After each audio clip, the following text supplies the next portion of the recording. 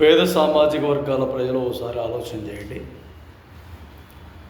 ఇబ్బందులు వచ్చినప్పుడు, సమస్యలు వచ్చినప్పుడు police station, MRO, revenue, RDO, collector, SP, పోలీసులు రకరకాలుగా వీళ్ళ చుట్టూ ఇబ్బందులు ఉన్నప్పుడు మాకుల నాయకుడు అని వాళ్ళని పిలుచుకొని పోయి మీ సమస్యలను పరిష్కారం చేసుకుంటారు. ఇది ఓకే.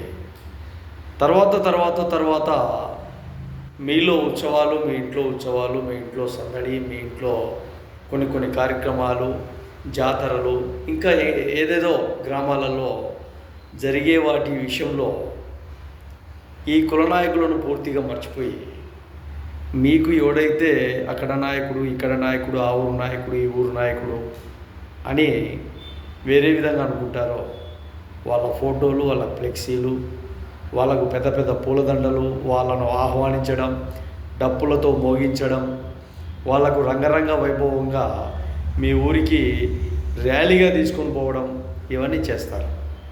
ఎంత సిగ్గు, మానం, రోసం, లజ్జ ఉన్నాయి మీకు. సమస్యలు, సందర్భాలు, ఇబ్బందులు వచ్చినప్పుడు మా నాయకుడు కావాలా అని అనుకున్నప్పుడు సరే, మీ నాయకుడిని మీరు ఎదగనివ్వలేరా? మీ నాయకుడిని మీరు ఆ సొసైటీలో చూపించలేరా బలంగా? మీ నాయకుడిని ఫోటోకి తీసుకొని ఫ్లెక్సీ వేసుకొని మీ నాయకుడి దగ్గర మీరు ఫోటోలు ఉండలేరా?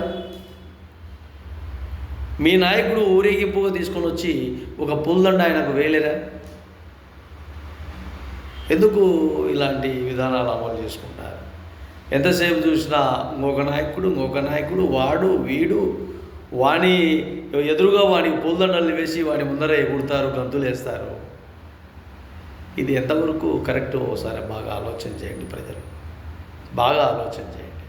ఇవి కరెక్ట్ కాదు. మీ నాయకత్వాన్ని బలపరుచుకుంటేనే రేపు భవిష్యత్తులో ప్రణాళికలు కరెక్ట్గా ఉంటాయని కూడా తెలియదు.